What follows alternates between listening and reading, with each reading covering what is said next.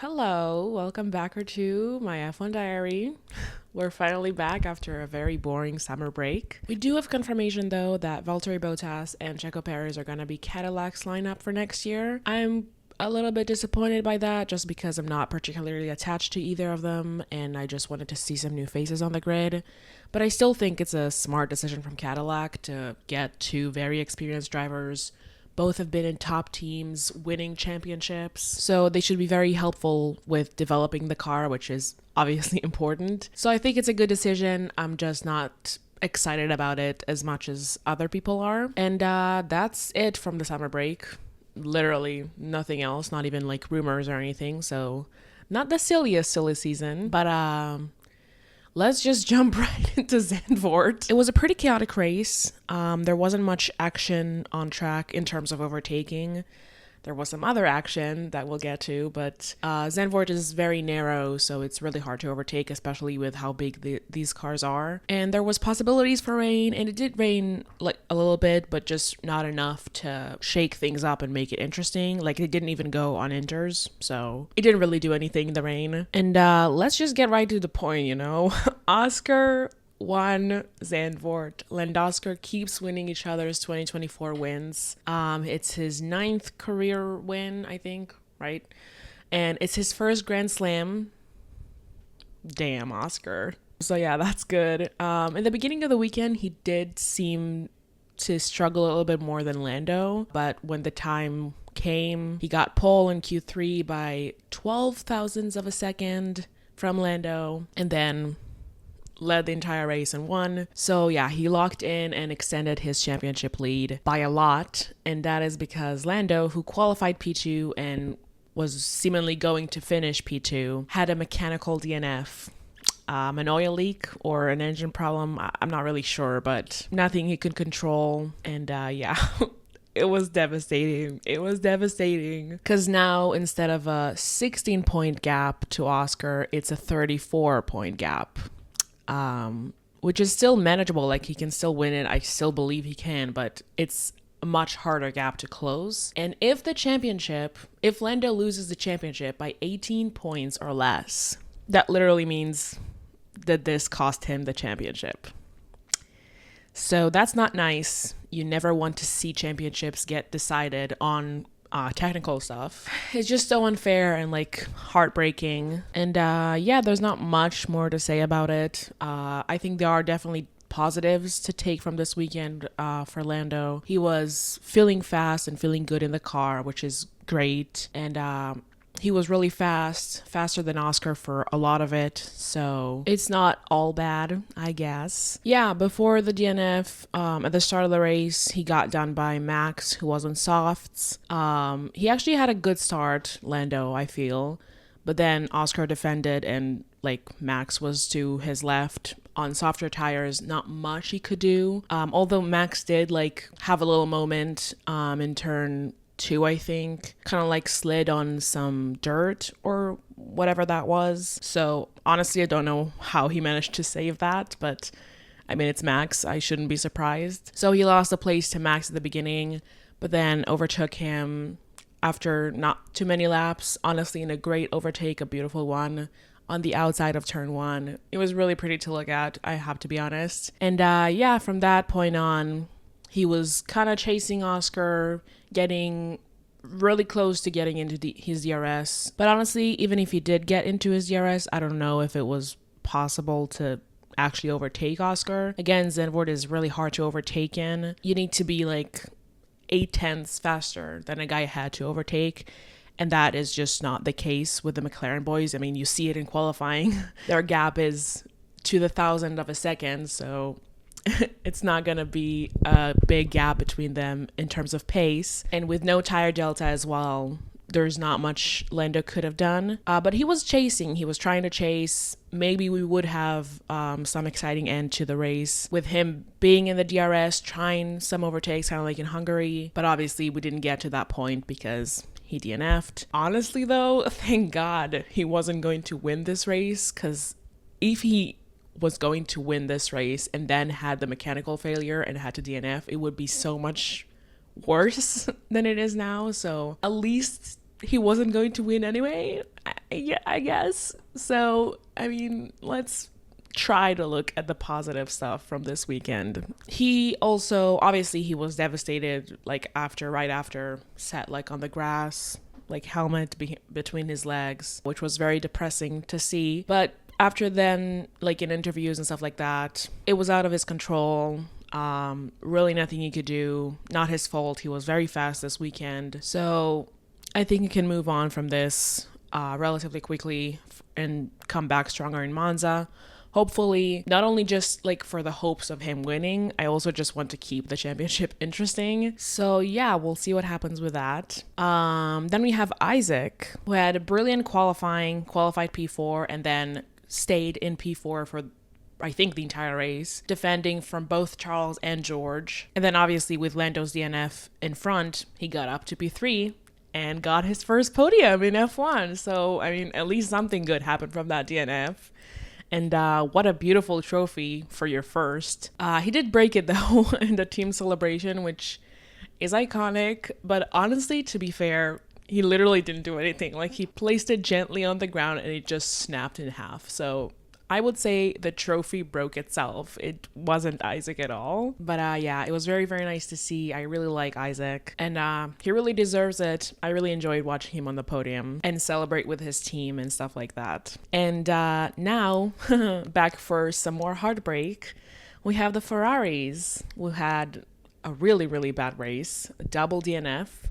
Lewis DNF'd pretty early on. It was a little bit after the rain, so maybe the track was a little damp, that caused him to go wide in turn 3 and just crash into the wall. He crashed, DNF'd, safety car. That safety car, first safety car, we had a lot of those today, came out 1 lap after Charles pitted. So he was fucked by that. And then Charles, at the beginning of the race, Charles qualified P6 and got George, who qualified P5, at the start of the race, and then he was stuck behind Isack for a long time. And then he pitted, then the safety car came out, and he lost that place to George again. And then in the safety car restart, you can see it, he was driving angry and made a really aggressive move on George, which I think he got away with. I don't think he got a penalty or anything like that. I mean, I do think he was under investigation for a second there, but I don't think he got a penalty, so it was funny, I have to say. It was kind of hilarious. And it's also extra hilarious that it's always George finding himself in these situations, like with Max in Spain and now with Charles, like just angry drivers making insane moves, kind of driving bumper car style with him. So yeah, I must say that was funny. So he was back to P5 again and everything seemed okay until Ferrari decided to pit him again. I think because someone behind him also pitted, so they were kind of defending from an undercut or like just the difference in pace that whoever pitted would have on Charles on track with the new tires. So they pit him again, and he comes out of the pits ahead of Kimi, who is very optimistic into turn 3, takes the lower line. It's a banked corner, so there's a lower line and a high line. Kimi takes the lower line and just kind of understeers into Charles, ending his race. Yay, double DNF, of course. Yeah, so if Ferrari didn't pin him, obviously this wouldn't happen. He also said that on the radio. He's said that it was unnecessary and the tires felt fine. So, yay. What can I say? Then we had some pretty diabolical camera work showing him sitting like on a hill in turn 3. And then even more diabolical when Lando DNF'd, when they showed Lando depressed on the grass. They cut to Charles. That was foul. I think he was watching the race like on a Marshall's phone or something like that, because he was like trying to listen to something and like he was watching something on the phone, and I want to believe it was the race. I don't know though, it could be anything, to be honest. But yeah, that was some crazy work from the director who decided to pair those two up. And yeah, a pretty depressing race, to be honest. Kimi somehow was still like P7 after that whole mess, but he did get a 10-second penalty for the collision with Charles, and then an extra 5-second penalty for spitting in the pit lane. So at the end of the race, that dropped him down the order, I think, to P16, which is just before last because there were 17 finishers today. So yeah, again, wasn't Kimi's weekend at all. I mean, he qualified P11, I think, or wait, P11. So it wasn't a great start either, but he did manage to climb up the order quite a bit, but then obviously didn't end up the way he would want. Then we have the Williams cars and Liam Lawson, which I want to talk about together. Carlos and Liam qualified P9, P8 respectively. So they were in good positions, but then they collided. They both got punctures, which pretty much ended the race. I mean, they finished P13 and P12 out of 17 again. So obviously not points and obviously not great. Carlos also had a 10-second penalty for that collision, which I don't even know if that was justified, but whatever.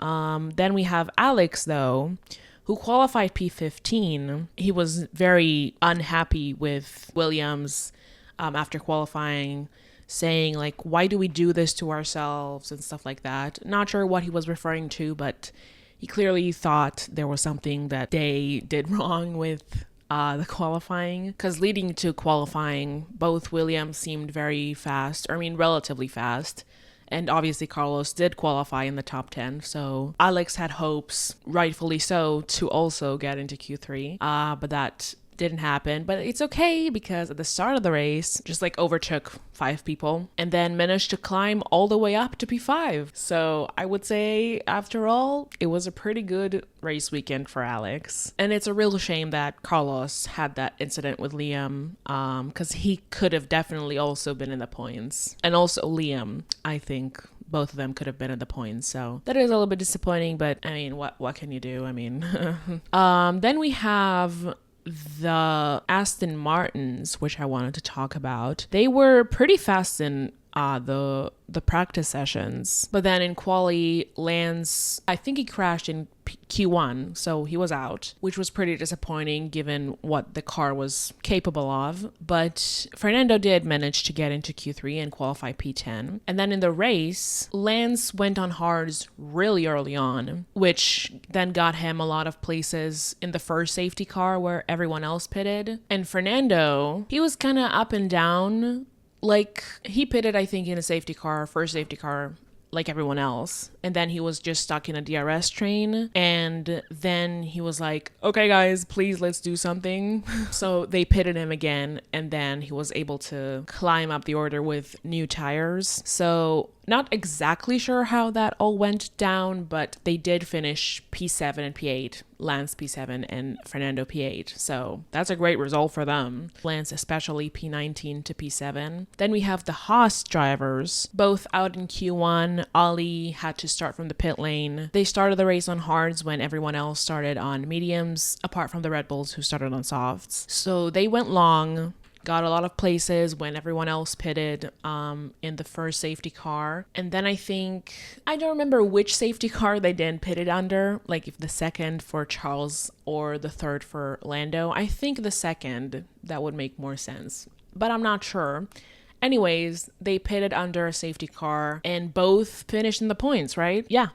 Ali got up to P6 somehow from the pit lane. Incredible. I think it's also his best finishing position ever. And Esteban got to P10. So yeah, a lot of great things happened in the midfield, I guess. And yeah, honestly, not much else to talk about. I mean, Yuki got in the points in P9, and George, I know I didn't really speak about him, but he finished P4, obviously, after both Charles and Lando DNF'd. So yeah, as I said, pretty chaotic race, but not in a good way. I don't really have much more to say, honestly.